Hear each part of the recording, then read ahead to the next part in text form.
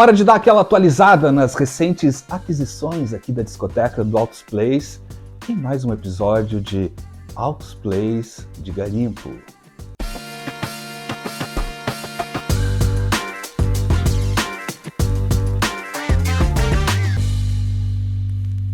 Nessa série do canal é onde eu trago para vocês os resultados, das minhas andanças por lojas, feiras, coleções, aqueles garimpos especiais que a gente sempre gosta, e trago então para vocês sempre nessa série o resultado com os mais recentes achados, pérolas que eu vou encontrando por aí.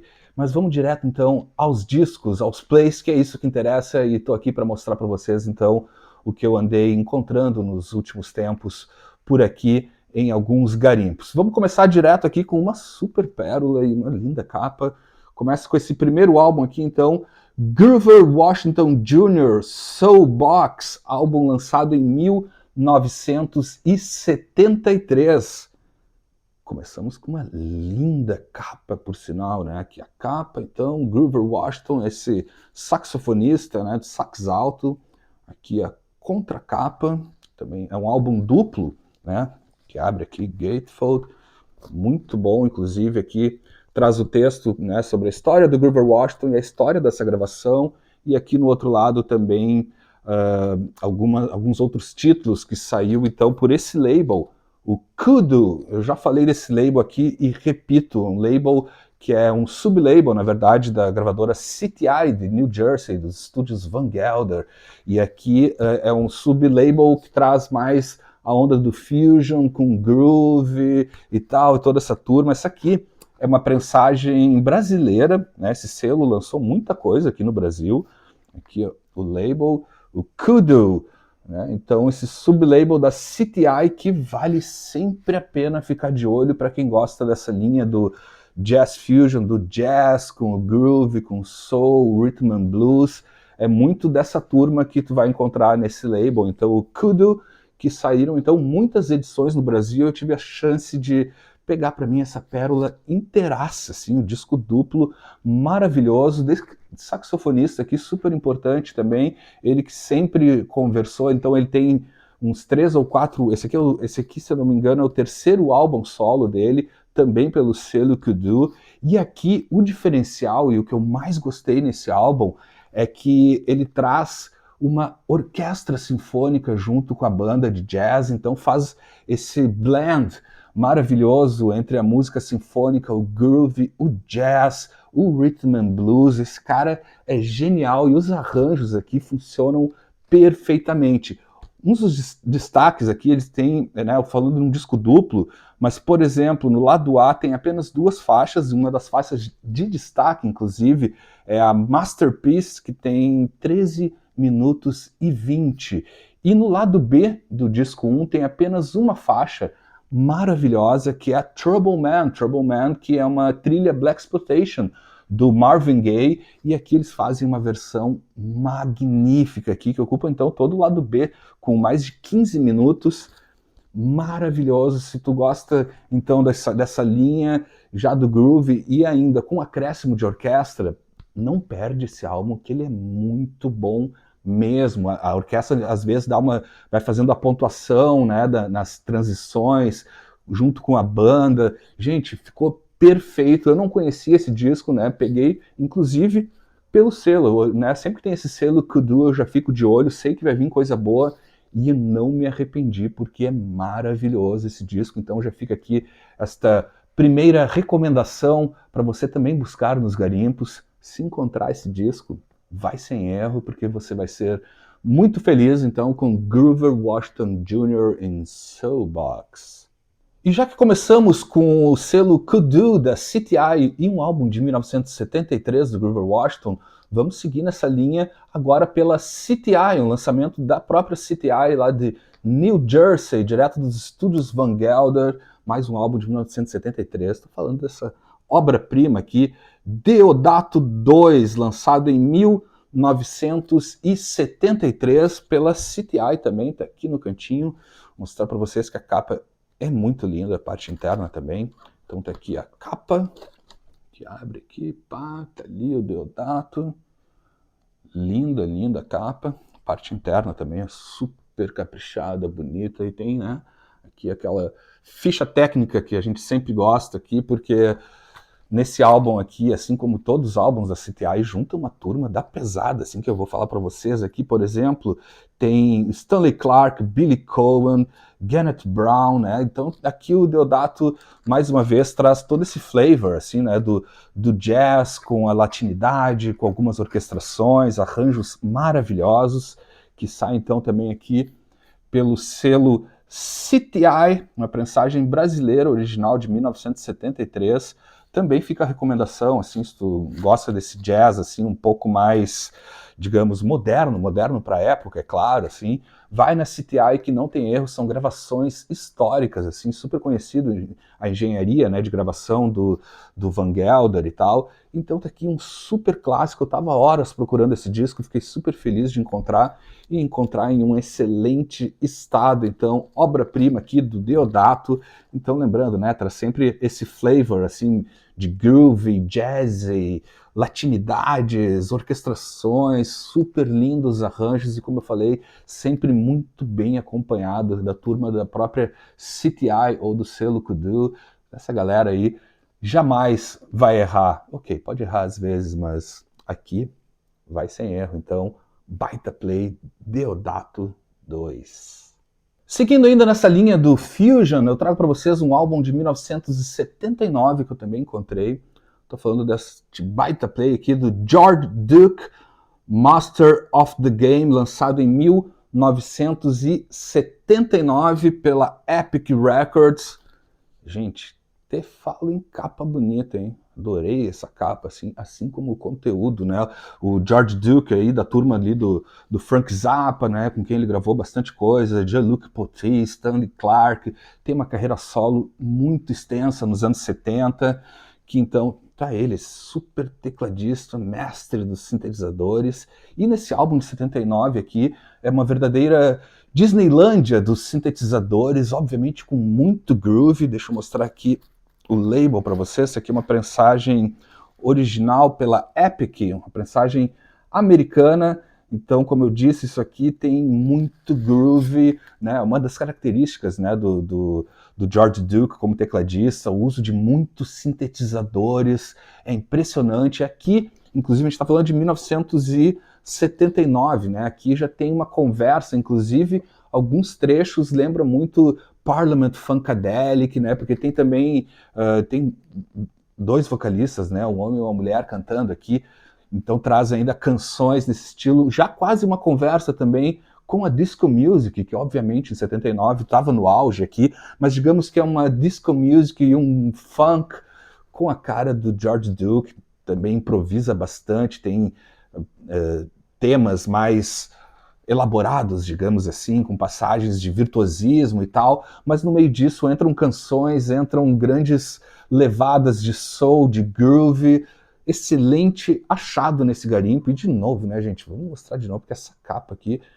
foi genial, uma super capa, então, do George Duke, Master of the Game, de 1979. Se tu gosta de quebradeira, groove, funk, improvisos, tá aqui um disco que tu não vai te arrepender se tu achar em algum garimpo.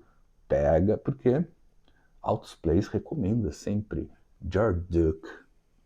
Bom, até aqui, por coincidência, a gente veio numa sequência com capas maravilhosas, né? Mas neste momento, corram para as montanhas, que eu trago para vocês uma das capas, conhecida capa que ficou conhecida como uma das capas mais feias na história da música, né? Para muita gente.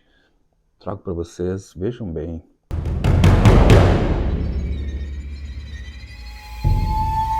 Linda Ronstadt, com o álbum Silk Purse de 1970. Não deu, né?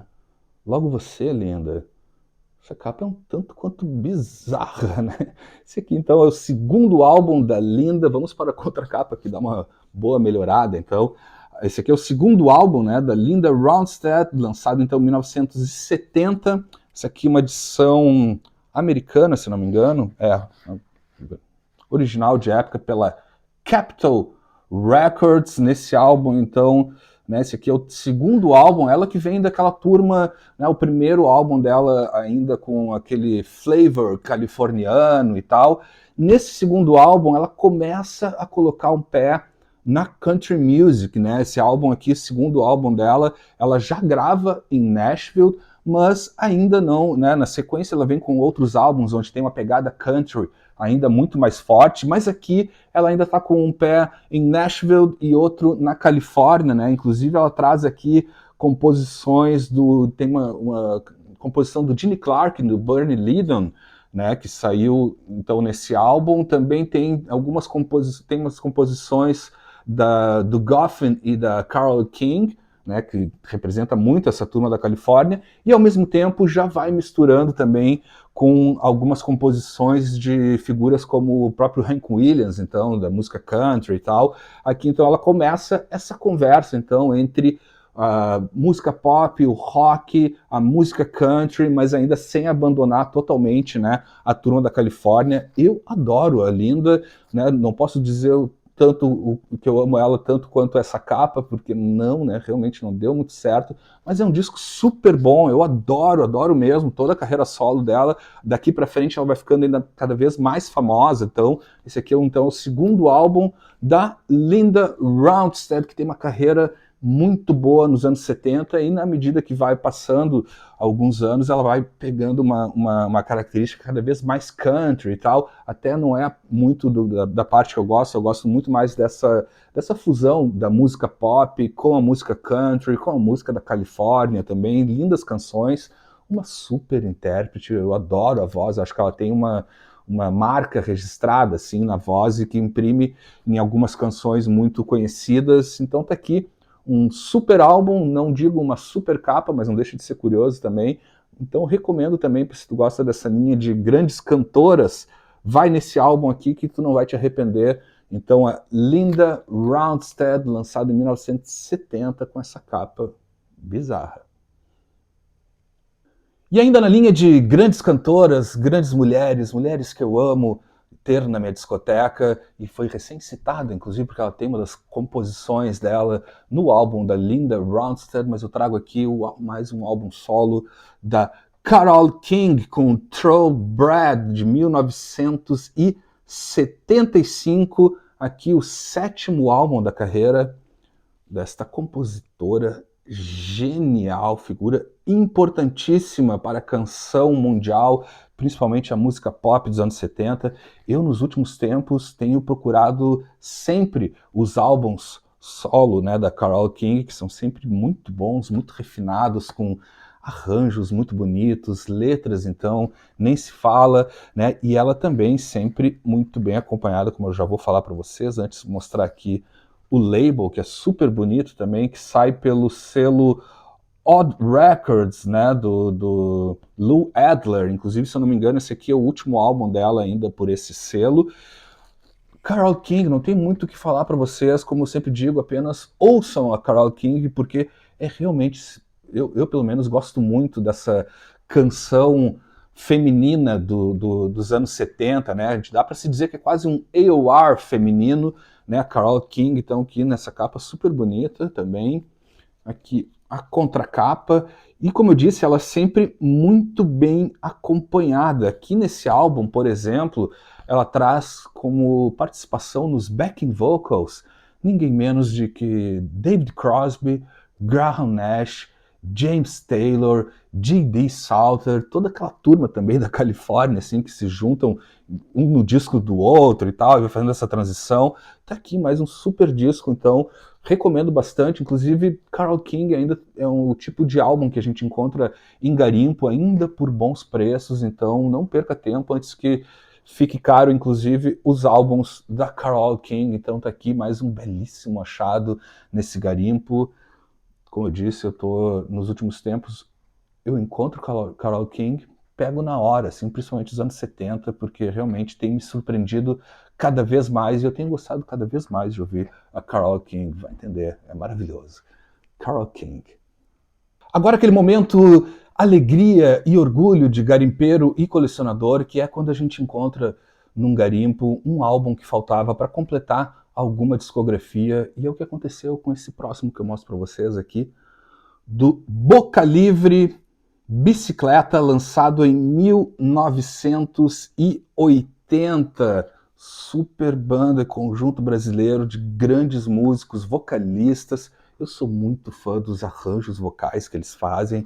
Tá aqui, vou mostrar a capa inteira aqui para vocês. Então esse aqui é o segundo álbum deles, né, lançado em 1980, assim como o primeiro álbum, também de forma independente. Se eu não me engano, inclusive, o Boca Livre dizem que foi provavelmente um dos pioneiros no formato de pré-venda de um álbum, né? Eles fizeram uma vaquinha para poder viabilizar o lançamento do primeiro álbum em 1979, e, se eu não me engano, o segundo também saiu nesse formato. Então aqui está toda a turminha. Fiquei muito feliz porque em LP, pelo menos o que foi editado em LP, esse aqui era o último que me faltava para fechar a discografia, então, em LP do Boca Livre. Está aqui também um selo super bonito. Então fica a recomendação, se tu gosta de música brasileira muito bem arranjada e cantada, Boca Livre é uma ótima pedida. Deixa eu pegar aqui, tá aqui perto os outros discos para mostrar para vocês. Quando a gente fecha uma discografia, a gente tem que se exibir de alguma maneira, mostrar para vocês, é claro. Então tá aqui, ó, o primeiro, Boca Livre, de 1979.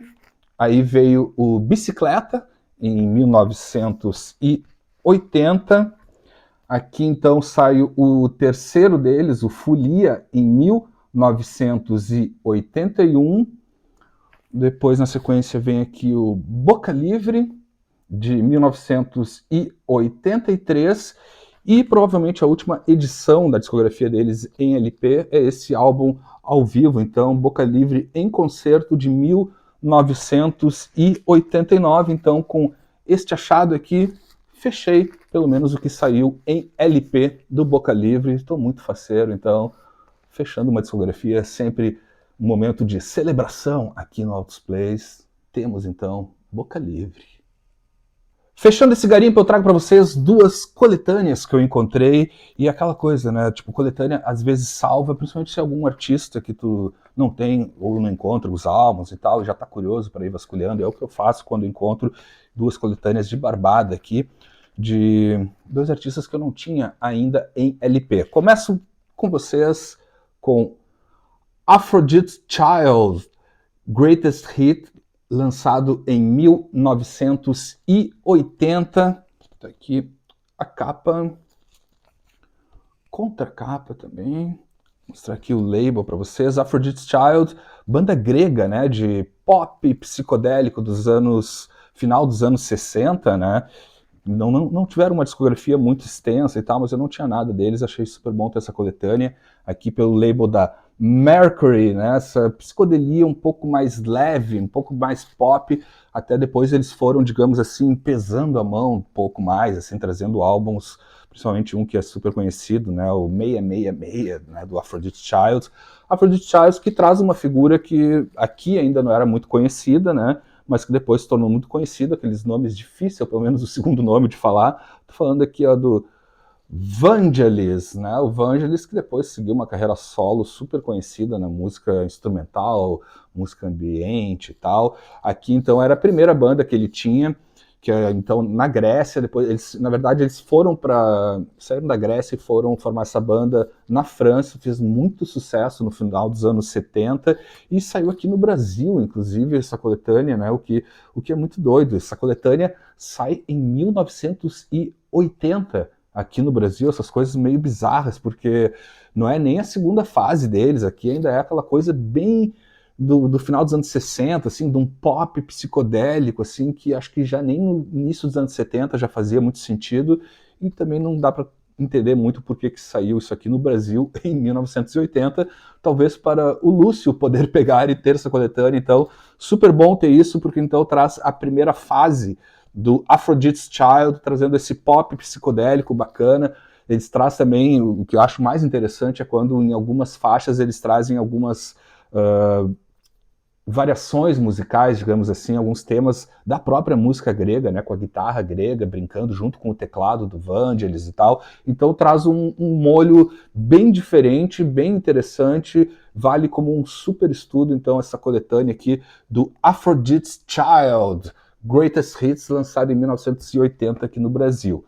Ainda aqui, para finalizar, mais uma coletânea, maravilhosa, por sinal, Bill Monroe and the Stars of the Bluegrass Hall of Fame, lançado em 1985. Bill Monroe, pai do Bluegrass, né? Uma das essências, uma das pilares da música norte-americana e também do rock and roll, né? Sem o Bluegrass, muita coisa não teria acontecido, e principalmente por esse cara aqui, que dá para se dizer que é dos poucos inventores de um gênero musical que a gente consegue nominar. Quem inventou o Supergrass, não, o Bluegrass? Bill Monroe. Tá aqui nesse álbum, essa coletânea. O legal dessa coletânea, deixa eu mostrar aqui a contracapa aqui para vocês, é que traz canções do Bill Monroe e junto, né, o que faz esse álbum ainda mais especial, porque traz também toda a velha guarda. Ele convida nesse álbum outros grupos de bluegrass e outros artistas para tocar junto com ele e canções deles. Então a gente tem aqui o Ralph Stanley, tem The Osborne Brothers, The Seldom Seen, Carl Story, The Country Gentlemen. É muito legal, se tu gosta de bluegrass, legal aqui também, não sei se dá para ver, é uma cópia promocional. Isso aqui é uma edição americana, inclusive, se eu não me engano, isso, que sai pela MCA, a famosa MCA. Então aqui, coletânea muito boa com os clássicos do Bill Monroe, de música bluegrass. Tu gosta dessa caipiragem? Eu sou apaixonado por isso aqui, uma das fontes do capim loucura, digamos assim, né, do grande country, toda a cena da música americana também. Bill Monroe, um dos embaixadores, o embaixador, na verdade, do Bluegrass. Adorei essa coletânea, eu não tinha nada ainda do Bill Monroe em vinil, e tô super faceiro também por isso, né? Porque traz também outros conjuntos de Bluegrass tocando grandes clássicos desta verdadeira lenda da música norte-americana. Foi isso então, gente. Foi um passeio então pelos achados mais recentes nos garimpos.